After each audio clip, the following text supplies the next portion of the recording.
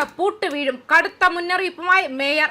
നഗരത്തിലെ ഹോട്ടലുകളും ഭക്ഷണശാലകളും വൃത്തിഹീനമായ സാഹചര്യത്തിൽ പ്രവർത്തിക്കുന്നതിനെതിരെ ശക്തമായ നടപടികളുമായി തിരുവനന്തപുരം കോർപ്പറേഷൻ.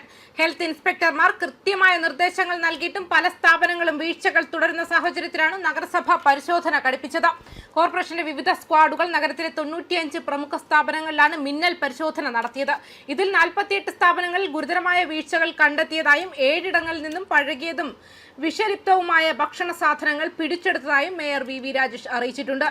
ഭക്ഷണ സുരക്ഷ ഉറപ്പാക്കുന്നതിൽ യാതൊരുവിധ വിട്ടുവീഴ്ചയും ഉണ്ടാകില്ലെന്ന് മേയർ വ്യക്തമാക്കിയിട്ടുമുണ്ട്. വരും ദിവസങ്ങളിൽ തട്ടുകടകളിലും കർശനമായ പരിശോധനകൾ നടത്തും. പരിശോധനകൾ വരും ദിവസങ്ങളിലും ശക്തമായി തുടരുമെന്നും വി രാജേഷ് വ്യക്തമാക്കി.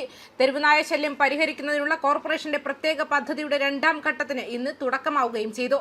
ഇന്ന് തിരുവനന്തപുരം മെഡിക്കൽ കോളേജ് ക്യാമ്പസിനും പരിസര പ്രദേശങ്ങൾക്കും ഉള്ളിൽ നിന്നാണ് തെരുവുനായകളെ പിടികൂടാൻ തുടങ്ങിയത്. വരും ദിവസങ്ങളിൽ മ്യൂസിയം, പ്രധാന ബസ് സ്റ്റാൻഡുകൾ, റെയിൽവേ സ്റ്റേഷൻ പരിസരങ്ങൾ എന്നിവിടങ്ങളിലേക്കും ഈ ഡ്രൈവ് വ്യാപിപ്പിക്കും.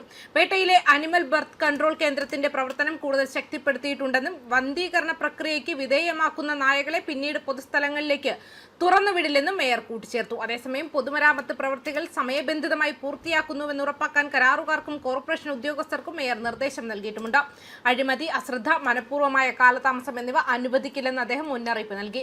പൊതുമരാമത്ത് പ്രവൃത്തികളുടെ പുരോഗതിയും പദ്ധതി നിർവഹിക്കുന്നതിലെ സുതാര്യതയും കാര്യക്ഷമതയും മെച്ചപ്പെടുത്തുന്നതിനുള്ള നടപടികളും അവലോകനം ചെയ്യുന്നതിനായി കൗൺസിലർമാർ, ഉദ്യോഗസ്ഥർ, കരാറുകാർ എന്നിവർ പങ്കെടുത്ത യോഗത്തിൽ സംസാരിക്കവേ ജൂണിൽ ടെൻഡർ വഴി നൽകുന്ന പ്രവൃത്തികൾ നവംബറോടെ പൂർത്തിയാക്കണമെന്നും നടപ്പാക്കുമ്പോൾ നേരിടുന്ന പ്രായോഗിക തടസ്സങ്ങൾ പരിഹരിക്കാൻ കോർപ്പറേഷൻ നടപടികൾ സ്വീകരിക്കുമെന്നും മേയർ പറഞ്ഞു.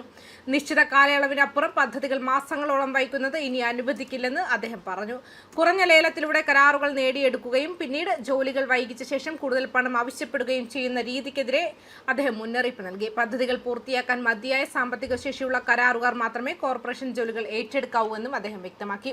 അനാവശ്യ കാലതാമസം കൂടാതെ കരാറുകാരുടെ ബില്ലുകൾ പ്രോസസ് ചെയ്യണമെന്നും മേയർ ഉദ്യോഗസ്ഥർക്ക് നിർദ്ദേശം നൽകി. ഫയലുകൾ മനഃപൂർവ്വം വൈകിപ്പിക്കുന്നതോ ബില്ലുകൾ ക്ലിയറൻസിൽ ബുദ്ധിമുട്ടുകൾ സൃഷ്ടിക്കുന്നതോ ആയ ഉദ്യോഗസ്ഥർക്കെതിരെ നടപടിയെടുക്കുമെന്നും അദ്ദേഹം പറഞ്ഞു. പദ്ധതികൾ നടപ്പിലാക്കാൻ പല കരാറുകാരും വായ്പകളെയും വ്യക്തിഗത ആസ്തികളെയും ആശ്രയിക്കുന്നതിനാൽ സമയബന്ധിതമായി പണം നൽകേണ്ടത് അത്യാവശ്യമാണെന്നും അദ്ദേഹം പറഞ്ഞു. വീഴ്ച വരുത്തിയതിന് ഒരു കരാറുകാരനെതിരെ കോർപ്പറേഷൻ ഇതിനകം നടപടി സ്വീകരിച്ചിട്ടുണ്ടെന്നും നിരുത്തരവാദമായ പെരുമാറ്റത്തിന് ഒരു ഉദ്യോഗസ്ഥനെതിരെ നടപടി സ്വീകരിച്ചിട്ടുണ്ടെന്നും മേയർ പറഞ്ഞു. കോർപ്പറേഷൻ ഫണ്ടിൽ നിന്നും 60 കോടി രൂപ സർക്കാർ കുടിശ്ശിക വരുത്തിയിട്ടുണ്ടെന്നും രാജേഷ് പറഞ്ഞു. മാത്രമല്ല, തിരുവനന്തപുരം കോർപ്പറേഷന്റെ പുതിയ സംരംഭമായ മേയർ കെയറിന്റെ ഭാഗമായി സ്കൂൾ ബാഗുകളുടെയും മറ്റ് പഠനോപകരണങ്ങളുടെയും വിതരണം നടത്തിയിരുന്നു.